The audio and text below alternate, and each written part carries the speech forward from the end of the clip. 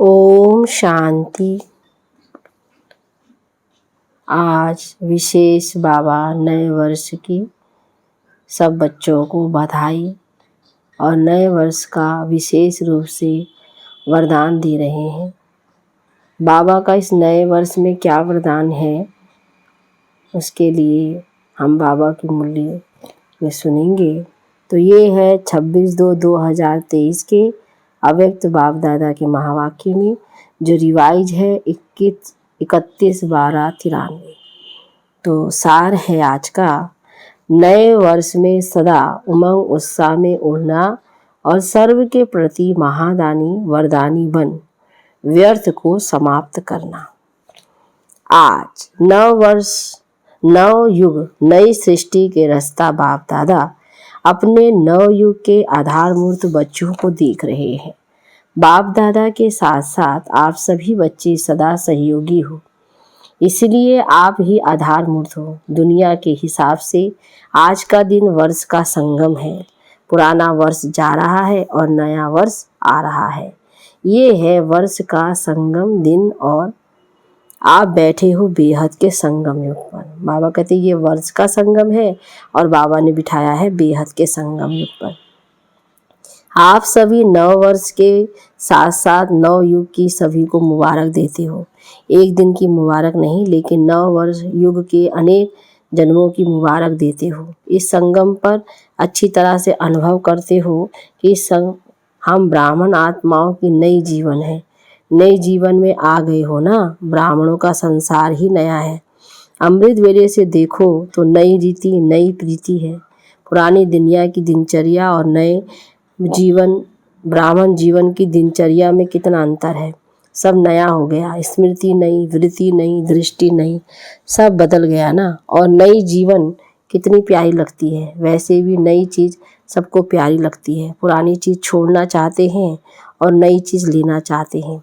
तो इस समय का ये छोटा सा नया संसार है।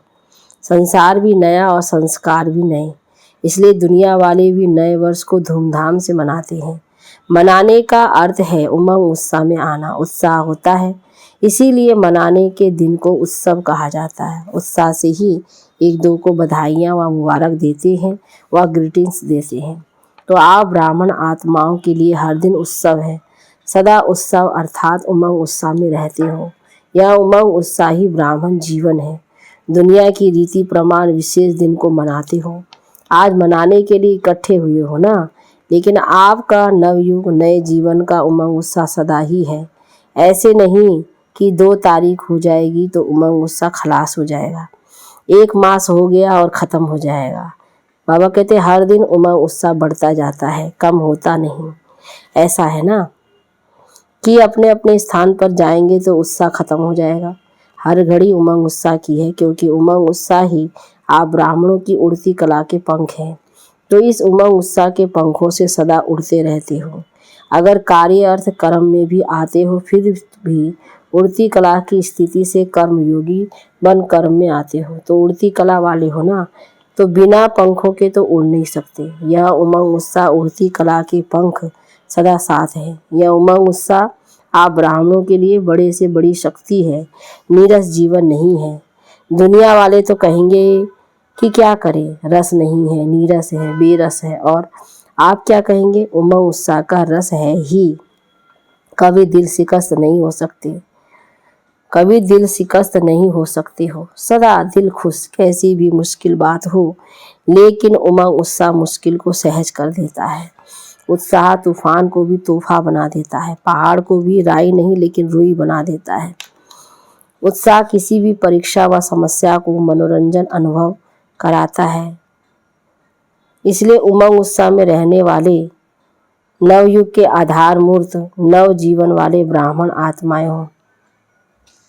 अपने को जानते हो, मानते भी हो या सिर्फ जानते हो? क्या कहेंगे, जानते भी हैं, मानते भी हैं और उसी पर चलते भी हैं।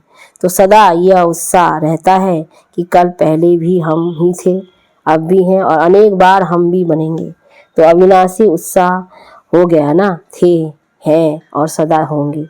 तीनों काल का हो गया ना, पास्ट, प्रेजेंट और फ्यूचर, 3 काल हो गए।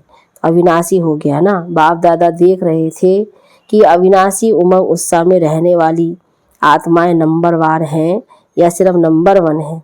जब है ही निश्चय बुद्धि विजयी, तो विजयी तो जरूर नंबर 1 होंगे ना, नंबरवार थोड़ी होंगे। तो सदा नव जीवन के इस उत्साह में उड़ते चलो, क्योंकि आप आधार मूर्त हो। सिर्फ अपने जीवन के लिए आधार नहीं हो, लेकिन विश्व के सर्व आत्माओं के आधार मूर्त हो। आपकी श्रेष्ठ वृत्ति से विश्व का वातावरण परिवर्तन हो रहा है। आपके पवित्र दृष्टि से विश्व की आत्माएं और प्रकृति दोनों पवित्र हो रही हैं। आपकी दृष्टि और सृष्टि बदल रही है। आपके श्रेष्ठ कर्मों से श्रेष्ठाचारी दुनिया बन रही है। तो कितनी जिम्मेवारी है, विश्व की जिम्मेवारी का ताज पहना हुआ है ना, कि कभी भारी लगता है या उतार देते हो, क्या करते हो। जो डबल लाइट रहते हैं उनको ये जिम्मेवारी का ताज भी सदा लाइट यानी हल्का अनुभव होगा, भारी नहीं लगेगा। तो इस समय के ताजधारी भविष्य के ताजधारी बनते हैं। तो नए वर्ष में क्या करेंगे, अव्यक्त वर्ष भी मनाया। अव्यक्त वर्ष अर्थात फरिश्ता बन गए कि अभी बनना है। फरिश्ता क्या करते हैं, अव्यक्त का अर्थ ही है फरिश्ता। वर्ष पूरा किया तो फरिश्ते बने ना, कि नहीं अव्यक्त वर्ष अभी लंबा कर दें, 2 वर्ष का 1 वर्ष बना दें, अभी और आगे बढ़ना है ना। अव्यक्त वर्ष मनाना, अब फरिश्ता बनकर क्या करेंगे। तो सदा हर दिन हर समय महादानी और वरदानी बनना है। तो ये वर्ष महादानी वरदानी वर्ष मनाओ। जो भी संबंध संपर्क में आए उस आत्मा को महादानी बन कोई ना कोई शक्ति का, ज्ञान का, गुण का दान देना ही है। तीनों खजाने कितने भरपूर हो गए हैं। ज्ञान का खजाना भरपूर है कि थोड़ा कम है। मास्टर नॉलेजफुल हो ना, तो ज्ञान का खजाना भी है, शक्तियों का खजाना भी है और गुणों का खजाना भी है।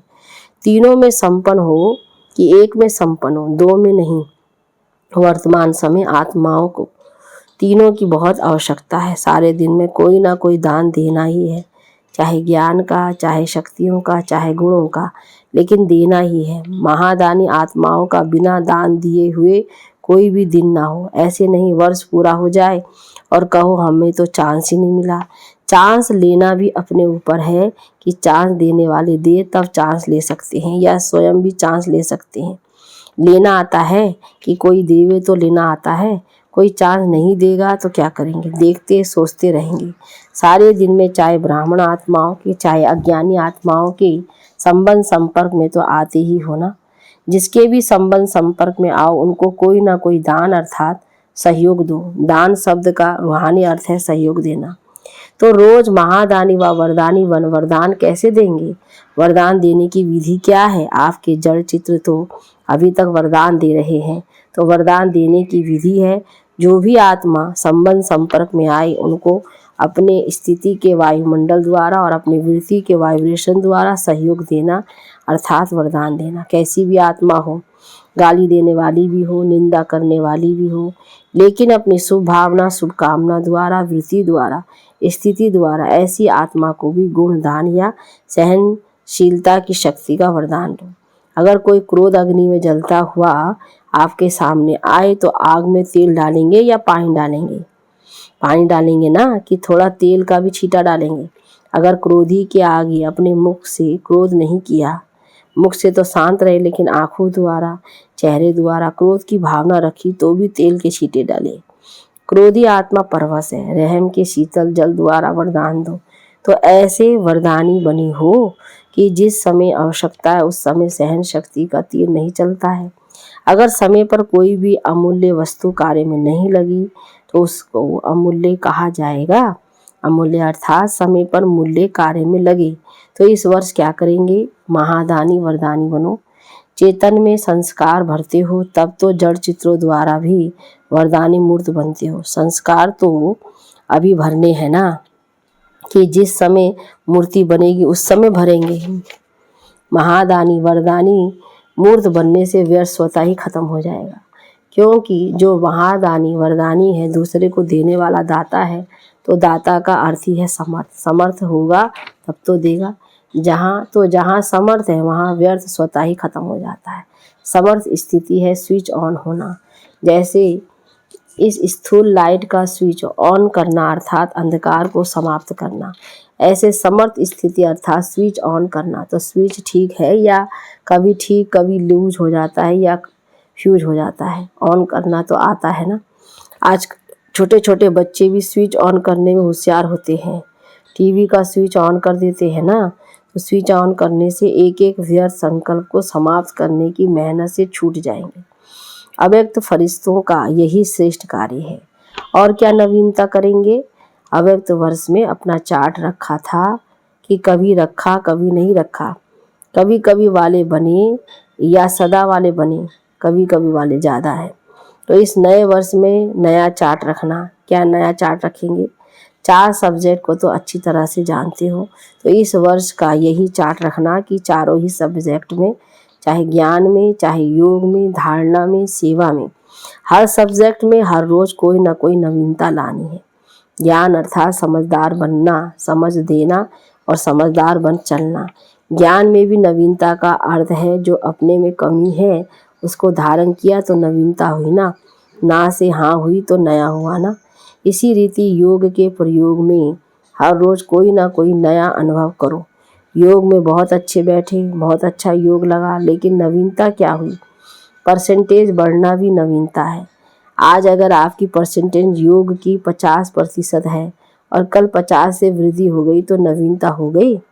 ऐसे नहीं कि एक ही मास में 50-50 लगाते जाओ। तो चारों ही सब्जेक्ट में स्व के प्रगति में नवीनता, विधि में नवीनता, प्रयोग में नवीनता, औरों को सहज योगी बनाने में और परसेंटेज बढ़ना माना नवीनता। किसको दुख दिया, किसको क्रोध किया, ये तो कॉमन चार्ट है। ये तो आपकी जो रॉयल प्रजा है वह तो रखती ही है। आप रॉयल प्रजा हो व राजा हो, तो नवीनता से स्वतः ही तीव्र पुरुषार्थ की समीपता की अनुभूति होती रहेगी। तो समझा क्या चार्ट रखना है। और हर 3 मास में रोज का यही नहीं यहाँ भेजना, काम बढ़ जाएगा। इस वर्ष तो आपको इकोनॉमी तो करनी ही है ना। यह वर्ष विशेष इकोनॉमी का है, एक नामी और इकोनॉमी।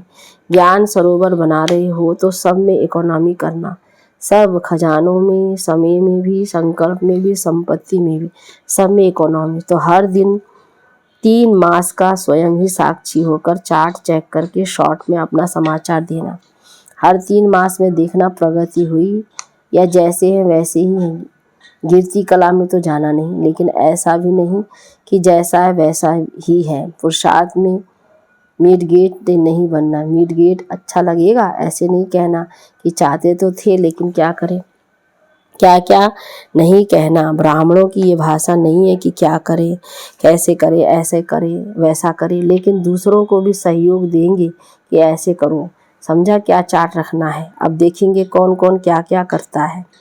बाप दादा स्नेह के कारण नाम अनाउंस नहीं करते हैं, किसने क्या क्या किया जानते तो है ना। आजकल टीवी का फैशन है, बाप दादा के पास भी टीवी है।